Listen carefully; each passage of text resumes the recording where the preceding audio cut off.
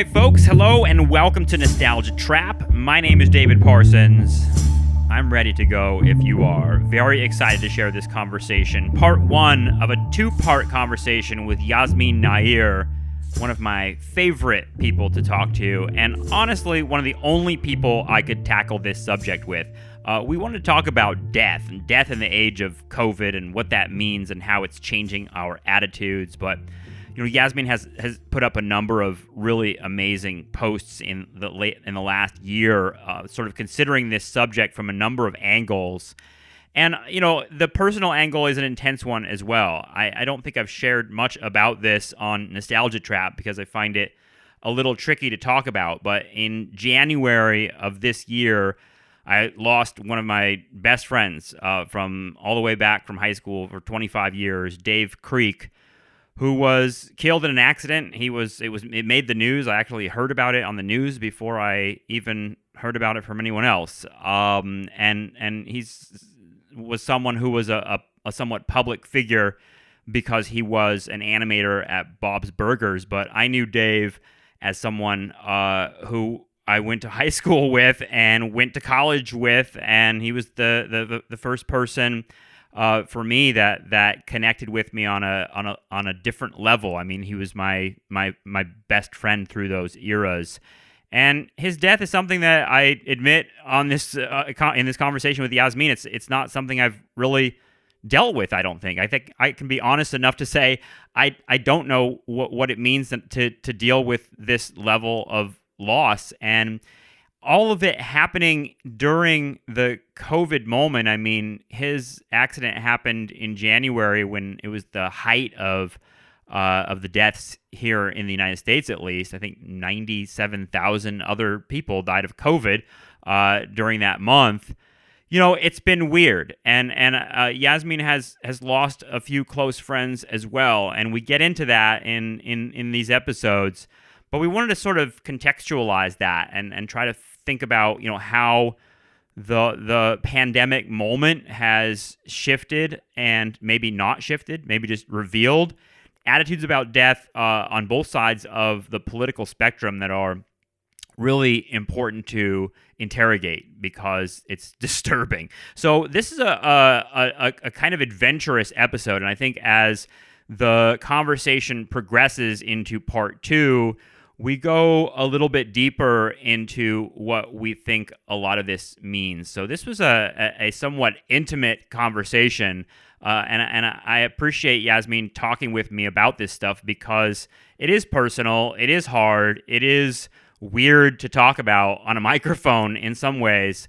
But I feel like, we just passed 700,000 deaths here in the United States, and it's an awful marker and one that just sort of seems almost impossible to wrap our minds around. So that's what we attempt to do here. And I suppose I should say this episode is dedicated to everyone that we've lost in the last couple of years, including my good friend Dave Creek and many, many others. So I don't, this episode is a heavy one, but again, Yasmin is such a compelling figure when it comes to letting her mind go to places that perhaps other people don't.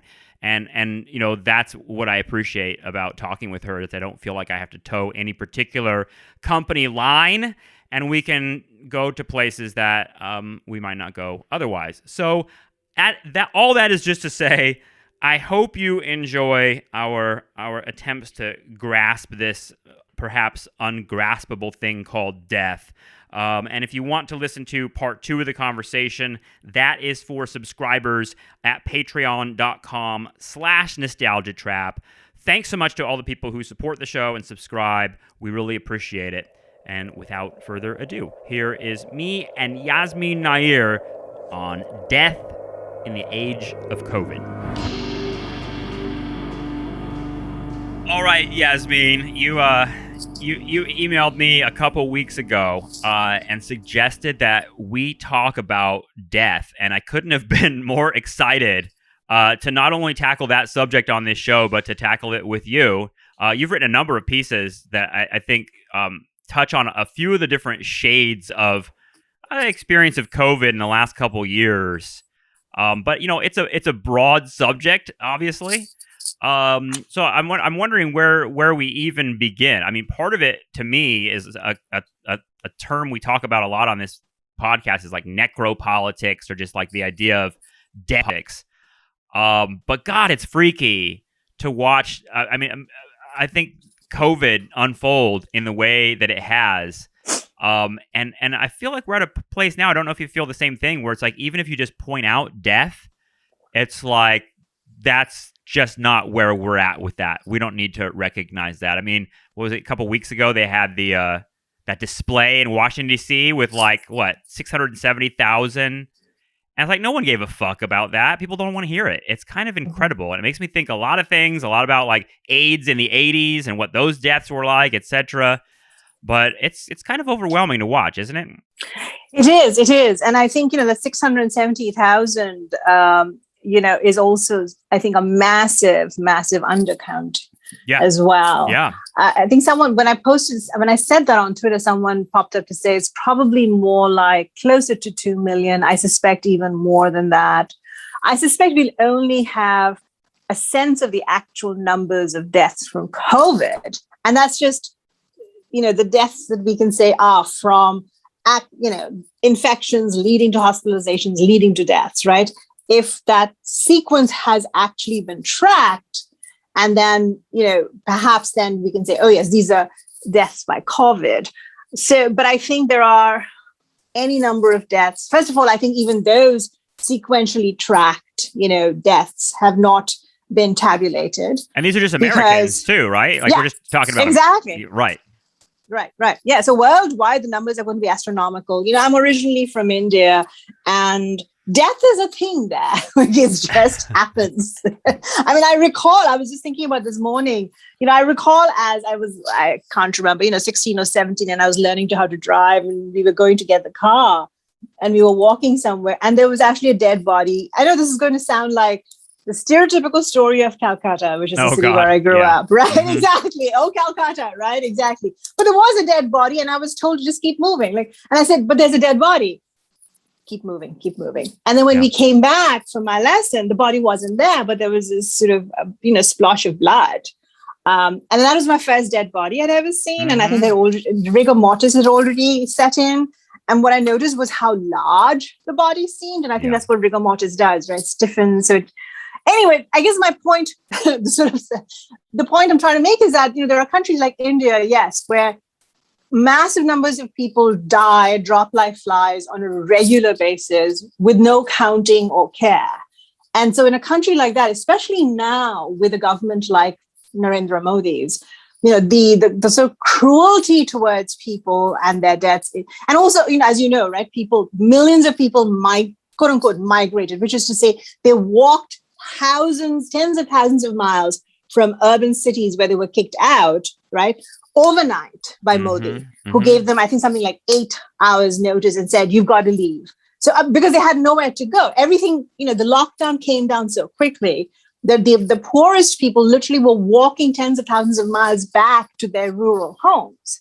So we have no idea how many deaths there have been in situations like that. But especially, yes, as you said, in the US, I think there are these are the deaths we have counted.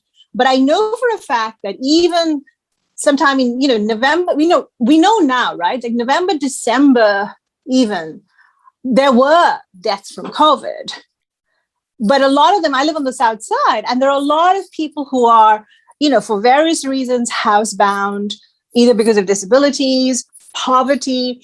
The South Side is terrible in terms of transportation. There is no way to get around unless you have a car, etc. And a lot of people, I think, and I'm seeing news reports about this, have, died, and their deaths were probably not accounted for as COVID deaths. Mm-hmm. They were probably like, well, this old Black man died in his apartment. Mm-hmm. And, Black men especially are much more prone, because of hypertension, all kinds of environmental factors, dietary, poverty, etc., much more prone. Black men and Black women are much more prone to earlier deaths and so on. So, so I just think that we have it's incomprehensible. the Yeah, amount and of deaths. it reminds me. I mean, I think it's Joseph Stalin famous quote that said like one death is a tragedy and a million deaths is statistics. And it seems like something that it's like that to me seems really profound, particularly in like the digital media era, because like it's clear that like certain deaths matter to us as stories, as viral stories. Particularly when they have like some sort of sentiment to them in one way or another. You wrote about George Floyd, George Floyd and Ma'Khia Bryant, right? Yeah. And the George Floyd video clearly was a video that was consumed by millions of people. It became content, monetized content for social media companies. We're watching a snuff film. I mean, I remember growing up, like thinking, "Will there ever be a snuff film? Does it exist in some rich man's safe It was a fantasy. somewhere?" Yes, right? Yes. But now it's like we multinational media companies make money off of circulating images of death, and it was just like it's weird to see that George Floyd's death becomes a sort of like symbol of something in a way that others don't. And it's hard to kind of balance that. I'm not sure what to do with that, because it feels like, well, why does one matter and one doesn't? There's a lot of different elements contributing to that. Right. Yeah, we watched a young Black woman, 14 years old, I think, right, in the foster care system, being shot to death. And the prevailing sentiment about her was, well, we saw her charge towards this other teen with a knife. She wasn't the perfect victim for us. She wasn't perfect, right? Yeah. She wasn't perfect for us, and yet it was so brutal to watch this. Someone we would otherwise, if she had been white, have referred to as a child, really, and she was a child. She was a teenager, just be shot to death. And the thing that occurs to me is I have to think. I mean, again, I grew up in India, so I do think Indians, and a lot of people are going to hate me for saying this, but I do think Indians have a sort of blinkered attitude towards death simply because it's so prevalent around, it's just there, right? So I get that. But I also have to think, here we are in this quote unquote industrialized nation. And I think there is something about the United States that does differentiate it from other places, I think, where the brutality of death and also the sorting mechanism that's in place about who dies, who deserves to die, and who doesn't deserve to die, and the ways in which certain kinds of narratives come immediately into place to kind of, along with those sifting mechanisms. So I'm thinking about 9/11. We just had, the 20th anniversary, and you and I can both remember where were you in on 9/11, etc. But yeah, I mean, and I remember the NY Times obituaries for, they traced apparently every single person who died. They were going 3,000 people. And of course, across the world, people were saying, that's it. I mean, not to be heartless about it, but you lost 3,000. But, and each person's life was documented. I remember a friend of mine and look, I mean, I don't mean to make light of, obviously, something horrible that happened to many people in terms of their family members and friends dying. But honestly, just watching the New York Times produce those obituaries, a friend and I were joking, and he said, I'm just waiting for them to say, at least for one person, he was kind of an asshole. Yeah, right. Because every obituary was, this person was a saint. That's a great tweet. Statistically, a lot of people that died in 9/11 were probably huge assholes. I hate to say it. But yeah, people become saints to us in death, or should I say some people become saints to us in death. Right. It's weird because it's like the outburst over George Floyd during the COVID thing. I mean, I feel like COVID maybe pushed it that way. There was some sort of, but like the outrage. I mean, obviously, like watching the video will drive you crazy, so it makes sense on like just an emotional level. Horrible. Like if you watch something like that, you're gonna lose your mind. But it's also like, I don't know. It seems weird in a country that's just so normalized, hating the type of person George Floyd is and seeing him as invisible, someone who deserves death, someone who doesn't matter.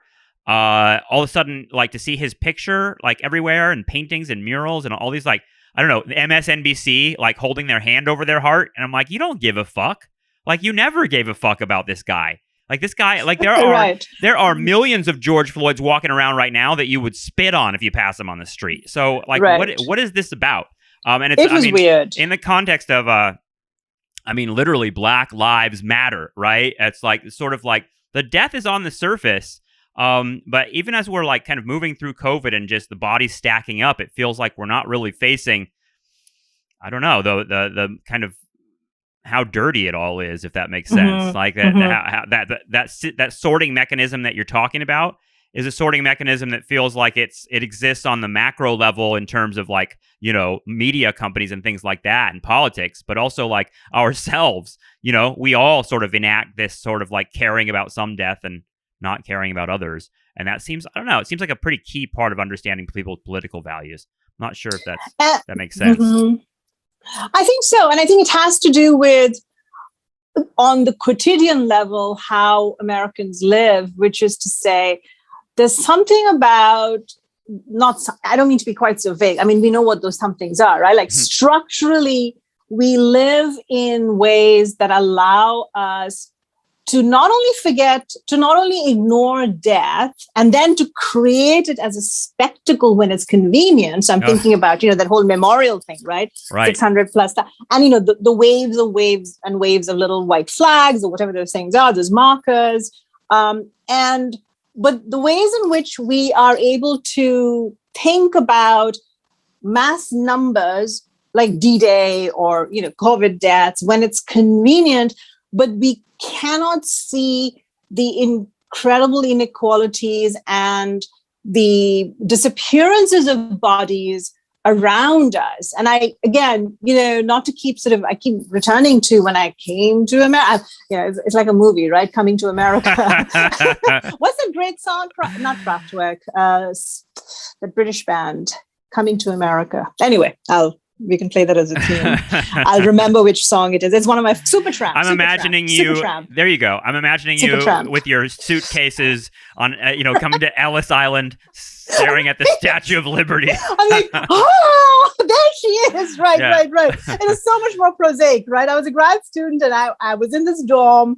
And so obviously one of the first things I got was a TV because, I was like, how do I find out what's happening around me? And I lived in a place called West Lafayette, which is separated from the town of East Lafayette by a bridge. And when I moved to West Lafayette, Indiana in 1989, apparently there were horrors, people living under the bridge. Now, these people happen to be obviously, extremely poor, homeless people. And there was this big fuss because, West Lafayette was and is this sort of, all-American town, etc. And they just could not fathom, like a Dennis the Menace kind of existence from the 1950s, right? There were no homeless people. Why do we have homeless people under the bridge? So there was all this furor on the TV news, the local news channel about what do we do about these homeless people? Well, we're going to get rid of them. And the mayor promised he would get rid of them. And they got rid of them. So I never saw them again. And I, this pathetic little creature from Calcutta, who had seen actual dead bodies always on the streets, went around and I was thinking, like, how do you hide dead bodies? Like, you can't do that in India. There's no place to hide them, right? Yeah. And until Mother Teresa comes along and swoops them up, perhaps, into her problematic missionary, etc. But I was like, well, how do you hide bodies? So I went around asking everyone. I said, well, where did they put the bodies? I mean, or rather the people. I said, where did the people go? And no one had an answer. They were just, and I realized many years later, after starting to look at things like housing activism and looking at Chicago and CHA, the Chicago Housing Authority, and how, for instance, people are shuffled from town to town with housing vouchers, right? That's how you do it. You give them vouchers and you just ship them off to the next town over and and again, how the homeless have to function in every city and every town, right, in America, which is you have to wander around in the daytime looking for park benches and bathrooms as much as you can. And then at night, you're allowed, right, for exactly 8 hours to sleep on a cot somewhere. And then you're kicked out again the next day. And that's how they take care of the homeless problem. So that's what always has struck me is the peculiarly American ability, and which has a lot to do with the amount of landmass this country has, right? Which is you just keep shuffling people around. Yeah, that enacts a sort of like a template of like hiding shit that we don't want to see. I mean, in LA right now, the homeless situation is insane, and it's movement is all that's happening. It's literally just the cops will come and bust up a tent city and move it a few blocks because some business owners or homeowners or whatever complained about it there. I mean, I think it was Jeffrey Katzenberg, the fucking DreamWorks dude. He it was just an article in the Times a couple weeks ago about him using his influence in City Hall and among the police to be like, you need to clear out these homeless encampments. But it was clear that he was just clearing out the areas around his neighborhood and where his kids go to school. And it seems like, well, that's what we do. And it seems like a pretty it's not just rich people that want that. Like everybody wants to not see that population. And you know, I've talked about this before. It's a weird thing because I come from a little suburb. I come from a little like 1950s West Lafayette ass town, and moving to New York taught me how to ignore homeless people. You know, like moving to New York and living there for years and years was just kind of like, oh, we just step over people on the street. I mean, even people who are screaming for our help, which is a really it's a kind of a painful transformation that I had in my 20s, honestly, because I was kind of like a really like wide-eyed, naive hippie person who, if I saw a homeless person in my town, I'd be like, oh, we have to help this person. And that, like, I was that kind of person. Was someone you would call a bleeding heart. Naive, right? Like, it's like you're naive if you do that. But New York enforced, like, no, like, we don't give a fuck about this, and you move on, and you can't help these people, and you move on. And you would even hear, like, I would even hear, like, from New Yorkers, that, like, conscious expression, like, that's, you gotta just move past that. You can't slow down and let these people grab you. There's some, like terror about falling into that in, like, the straight population, like the non-homeless population, of, like, becoming a quote-unquote zombie. It's almost as we know that that's, like, a step towards social death. Like, you're gone once you're there. And if you even interact with those people, you're going to become one of them. It's a really, I mean, it plays into COVID to me in the way that people look at each other as populations to be afraid of. And that's something that is, it's depressing, but it's a part of the urban experience, I guess. I mean, I'm thinking about what you're saying about India here. And I'm like, what is it about India, without making, like, horrible generalizations, that has a slightly different attitude about that? Yeah, again, I think we're not better people, but I think, again, in India, the fact of mass poverty, which is something that, as a human being walking down the street, is just so incalculable. I mean, the poverty and misery are just, especially in a city like Calcutta, and I remember I grew up in Mumbai, what was Bombay at the time, but especially in Calcutta, it's you learn to insulate yourself. You learn from a very early age, for instance, that you don't give to any of the beggars, because the minute you give to one, and this is something I've brought with me here, I don't give. I mean, I have other ways of giving, but because in India, you do that for the rest of your life, and for the rest of the day, and for the rest of your life. If you live in that neighborhood, you will be constantly hounded. And there is just so much you can take, from 20 people, 20 children, right? And again, we're talking about child beggars as well, following you around. So there is a way in which that is perforce something you have to do when there isn't a social network of any sort for those people. There just isn't. Right. And so what's amazing to me here is that we have a fake social network, right, through which people constantly are falling. I mean, people are always falling through the cracks.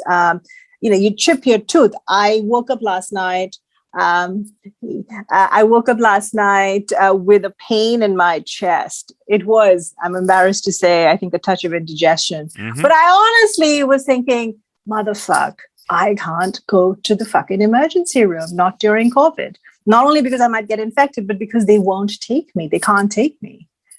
Well, that's something that's, like, weird to think about, because it's, I hoped we could think about that COVID experience, because it's, for me, I mean, I don't know. I think about I think about exactly what you're talking about, which is that I don't want to go to the doctor. I don't go to the emergency room. I mean, especially during the opening months of this, I was like, I'm never going to that. If you go to the hospital, you're not coming back from that. And it's weird because on the one hand, I would think, well, that's going to change things in America because everyone now has a fear of death and they're all going to take this very seriously. But that's not what happened. No, that's what astonishes me. We doubled down on the denial of death. Yeah. Yeah. It's astonishing to me. You know, a friend of mine is currently traveling in Europe. And when she told me that she wanted to do that, I was ready to run to the airport. I don't know how, but I was going to take a lift or something to the airport and physically stop her. But, she said to me, if I don't do this now, and, she explained it, she said, I may never get to do this again.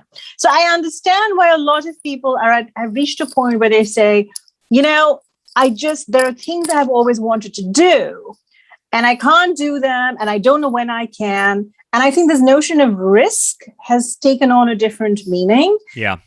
But it also depends on who you are and what kinds of risks you can take, right? I can't afford to take a single damn risk.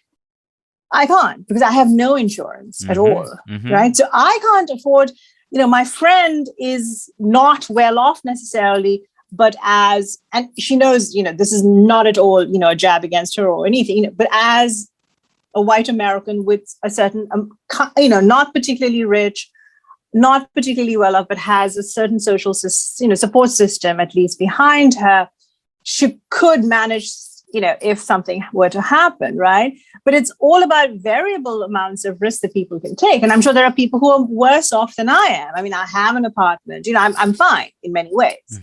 I just don't have healthcare of any sort.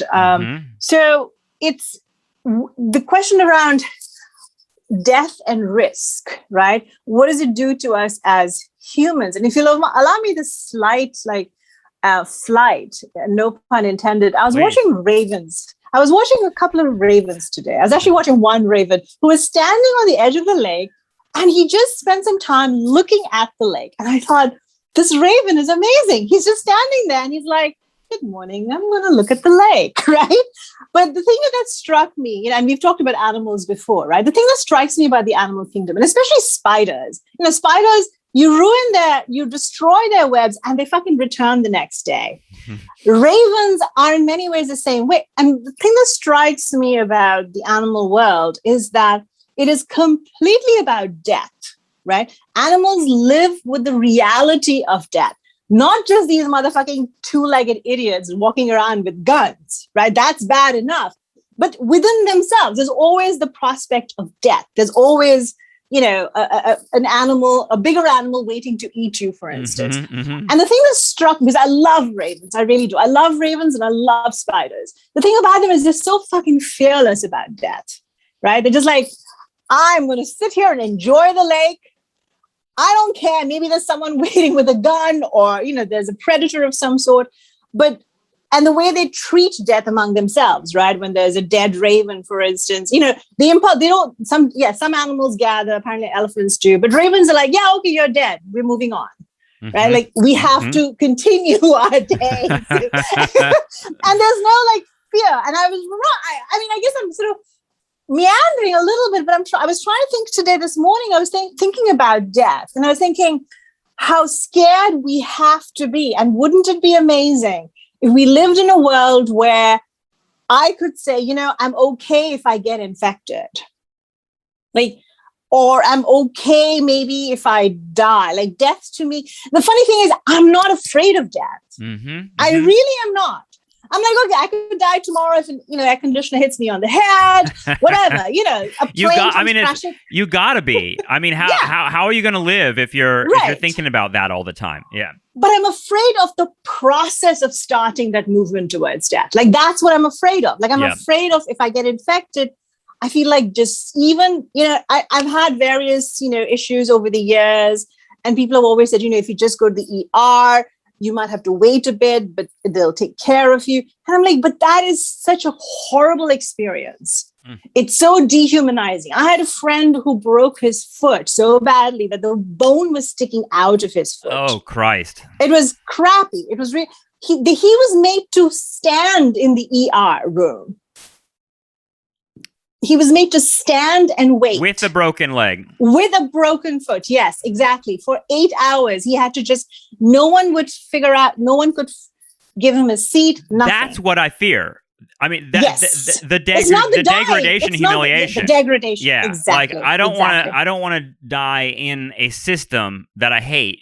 That is, that's depressing to me, and that idea, I mean, we just had a guy on the show last week that talked about Andrew Cuomo in New York and the nursing home deaths, and like some of the details of the way people died alone in there. I mean, the fact that these are all people's mothers, grandmothers, grandfathers, fathers, brothers, sisters, etc., left in there, and they found dead bodies in the waiting room. They found dead bodies in the hallways. Old ladies begging for some oxygen and help. They're crawling out of their beds into the hallway. There's no staff. The staff fucking left. We created, I shouldn't say we, Cuomo and others created a nightmare in those places. And that's what I fear.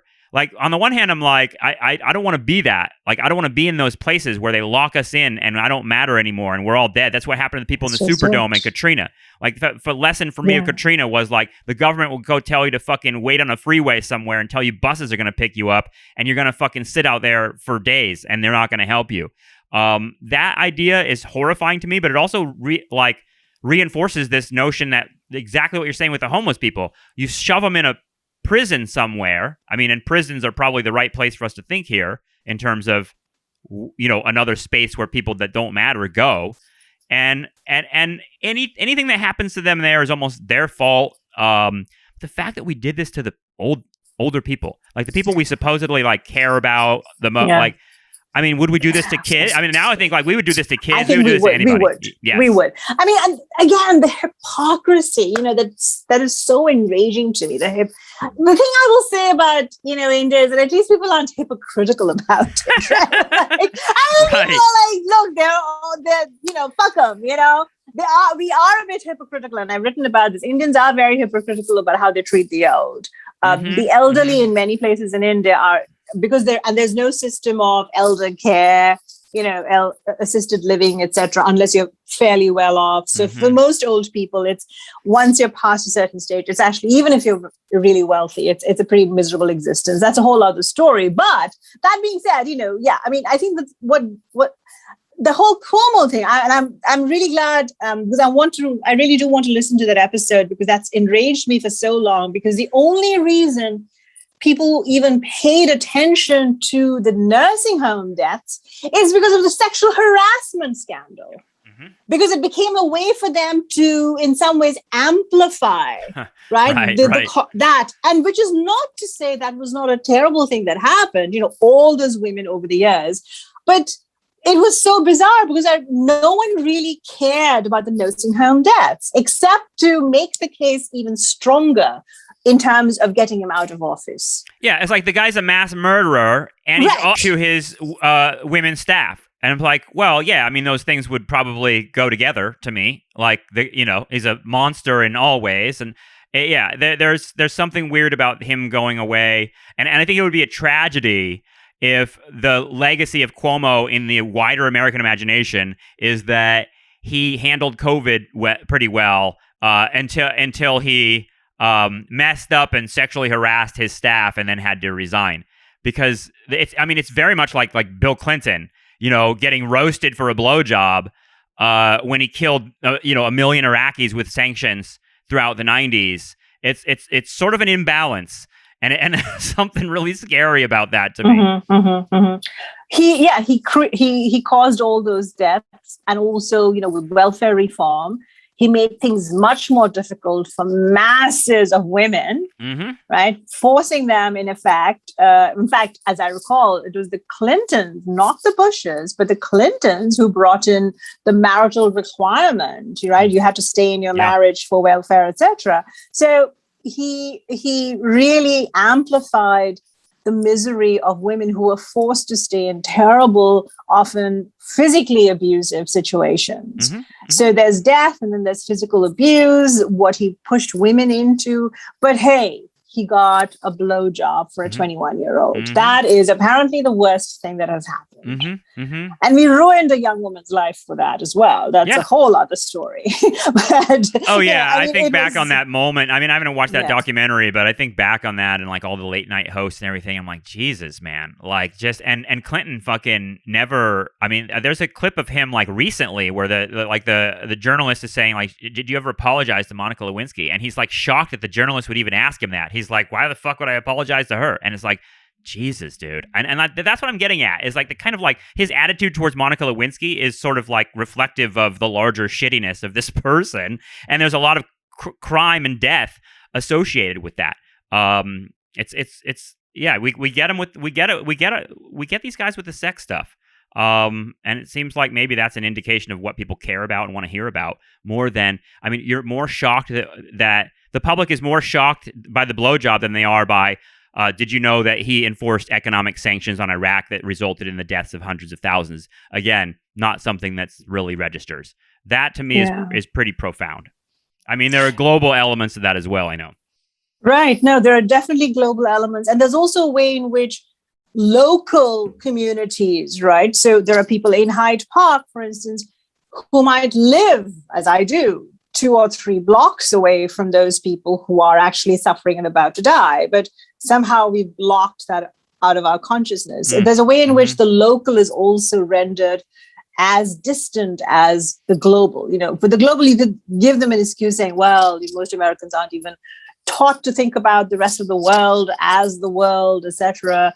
But I think the same is true for Americans and the poor or the dispossessed, the homeless, you know. And then, of course, we're talking about ravens and spiders and animals in general, you know, but if Cuomo, I think there was a bit more fuss made when it was discovered that Cuomo apparently might have left his dog behind or dumped the dog at his sister's. That's unforgivable. That was unfair. Oh, I mean, what we need apparently, and I never want this to happen to any animal, but apparently what we need for a politician to be really brought down is to have them be shown, I don't know, what, beating a dog? It makes me think like, what if little puppies and kittens got COVID? Maybe that would change our minds, and we, you know, everyone would get a vaccination because we want to save the puppies and kittens, but we don't want to save grandma. Children. Yeah. Or children. We don't care about children dying. No. And we know it's happening. What do you think about that the school's opening this fall? Because I mean, I feel like I was in the minority when I was like, what the fuck are we doing? And people were like, we got to go to school. Kids got to go to school. It's important. I'm like,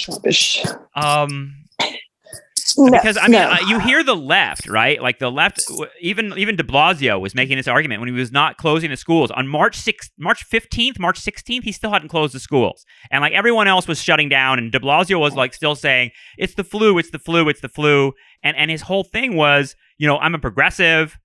I'm on the left. The schools are important for poor people because they serve as institutions where kids in poverty are able to access, you know, food and shelter and warmth in the winter, etc. So we can't close the schools.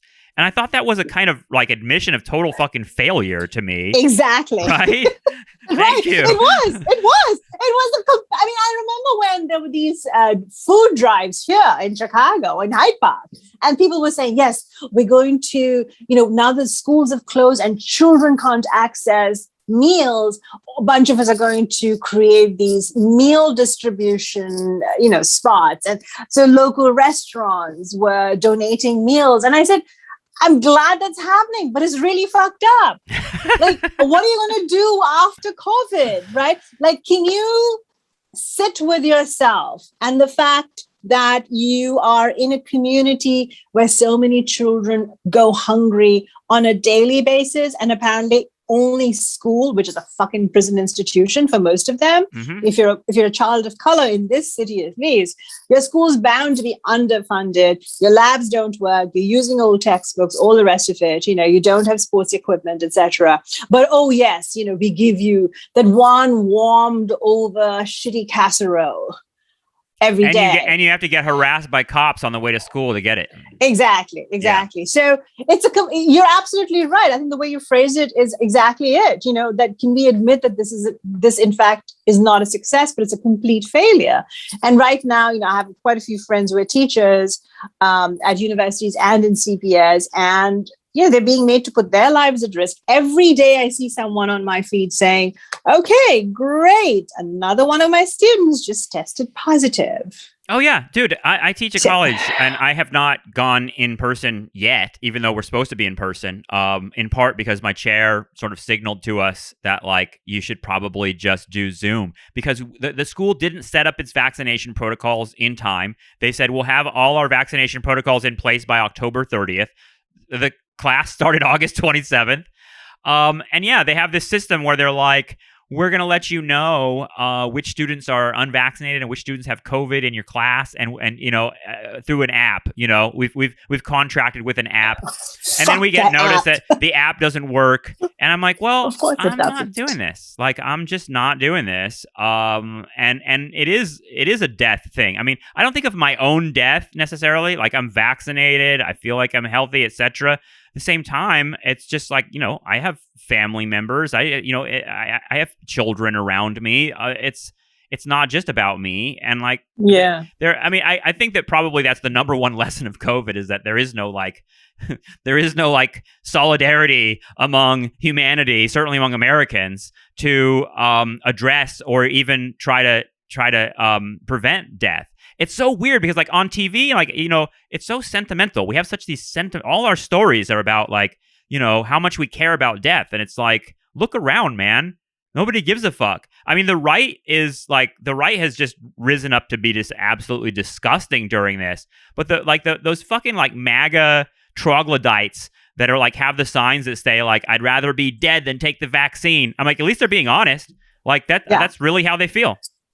Right, exactly. I'd rather be dead. Well, okay, thank you for being honest. As opposed to, yes, exactly. So many people, on the left are smirking at, for instance, the idea that children should be wearing a mask, or that children should, vaccinate, or children should. And also this idea about child development, right? What is a human, and what are the essentials during a human's early years? Well, apparently it's, trot them all into an institutionalized, regimented environment and make sure that they get crappy meals. But, kids of all, I do want to say, first of all, yes, I do think, socialization, etc., are all very important for children growing up. But, and also what really mattered, what we had to do at the very beginning, and we know this, right? But I think it's worth laying it out, which is what we needed to do at the very beginning. If we had, and also we needed to have a social system that could have guaranteed this, which is everyone needed to get money. Everyone needed to be able to stay at home. Yeah. We needed to have a system where food distribution was guaranteed without shame. That was also really important, right? I mean, that's the other thing that gets me about, this. I'm sure it happens in other places, but the amount of shame you endure if you are a poor person and need to access basic things like food pantries and free food, and the ways in which people who are in a position to, say, for instance, organize those things, take on this mantle of being such good people that it becomes really uncomfortable to be around them, even. So, and that's me, Yes. And I'm not using those services. Can you imagine what it's like to be a person who has to go and stand in line and get, whatever the hell they're giving out? The sort of pompousness, of all of that. But yeah, I mean, the virtue signaling, right? The virtue signaling, exactly. I mean, I feel like that's a word that's a term that the right developed to shit on the liberals. But more and more, I'm like, the virtue signaling seems like something everyone does. The right does it all the time. But it's all about projecting that you're the right person, you're doing the good thing, etc. God, it makes me think of the food pantry in Sunset Park, where I was in Brooklyn years ago, and seeing lines of poor people at the church, which was where they were running one of the food pantries. Seeing that line across the street from like a new hipster donut shop with a line out front of all the people on their phones, and I'm like, all those people are socialists over there, and they're like, right, and they're like a socialist donut, right, and they're tweeting about like how like we should have socialism in this country, and it's like I don't know that to me, COVID showed like what you're saying at the beginning of COVID. We know the things we could have done, but we also know that those things aren't possible. Certainly in America, maybe anywhere. But like it's sort of like, to me, it's like, yeah, people don't want that. Yeah. Like we would think like, yeah, okay, socialism is what we would need to do in order to prevent death and suffering. That's true whether there's COVID or not. But death and suffering isn't stopping death and suffering isn't a priority for a lot of people. I think. Even within their own fucking families, or even within their own selves, which is so like disturbing. Right. Yeah. I will say maybe communism is the answer, because in India, the two states that did the most for people and which have succeeded the most during COVID are the state that my parents are from, Kerala, and the state that I was born in, West Bengal. What they do differently? Well, for one thing, they're both run by very strongly Marxist CPIM, Communist Party of India factions. That's one thing. And the reason they followed through on their principles, which is, yes, so they guaranteed things like food distribution. They got a hold of, and they did this in complete defiance, I understand, of the federal government, right? So they got a hold of the food supply, and they absolutely just guaranteed that everyone who needed food was going to get it. Mm-hmm. They also I think what they basically did was at the very beginning, they kind of took over the whole system so that they would not have to face incursions from the federal government, and they just took care of people. So they did a lot better, especially in Kerala. I don't have the details, but that's my understanding from what I've read so far. Medical, and also. But the other thing is Kerala, for instance, which has gone back and forth between the Congress and the Communist Party. But, Kerala has always had an ethos that's kind of different as well, partly because of its, commie background, but also India is an odd place. I mean, it's a country that came into creation in 1947, basically, but it's really a lot of different small countries somehow pushed together into that shape that we understand as India, right? But each each area has had many, I would say almost centuries worth of, different ways of thinking about people and humanity. So it just happens to be that in the southern part of India in particular, there's been a different ethos as well. That's also there, I'm glad you brought up the regional differences, because what do you think of like looking at as people in the South, poor people in the South die of COVID. They're not vaccinated. You look at Texas, you look at Florida. I mean, what do you think of like liberal attitudes about that? Because there seems like there's such a smug shit about it, right? Like on the one hand, it's like get vaccinated, or you're gonna die. I understand that. But the people who are loudly anti-vax are pigs. I hate those people. But it really gives the liberals like a real pat on the back for sort of like being the better people who aren't dying of COVID. There's something so morbid about that. Like it really becomes now like, Andrew Cuomo said, it's a self-imposed. COVID is self-imposed at this point. And that if you're overweight, maybe you shouldn't eat cheesecake. And that to me is like that's a liberal attitude. Like that's a very liberal attitude, which is like, well, you shouldn't have eaten fast food, and I don't eat McDonald's, and so that's why I don't have heart problems. And it's like very like, I know it's written into the culture of liberalism is this sort of like idea that we're doing everything right, and anyone who's outside of that must be stupid. And not only that, now we know they deserve death. And that's another disturbing element among many. These 2 years have been fucked up, dude. Like, I feel like these 2 years have just kind of reinforced and confirmed a lot of the darker things I was already thinking about American politics and global politics. Well, all right. That's going to do it for part one of my conversation with Yasmin Nair on death and grief in the age of COVID. There's a lot more in the second part of our conversation. If you want to check it out, you can do that at patreon.com/nostalgiatrap. We appreciate new subscribers. If you want to check out Nostalgia Trap's Patreon feed. I think you will be pleasantly surprised at the depth and amount of bonus material we give to our subscribers. So again, do that at patreon.com/nostalgiatrap. Go listen to part 2 with me and Yasmin. And thanks so much. We'll talk to you very soon. Bye-bye.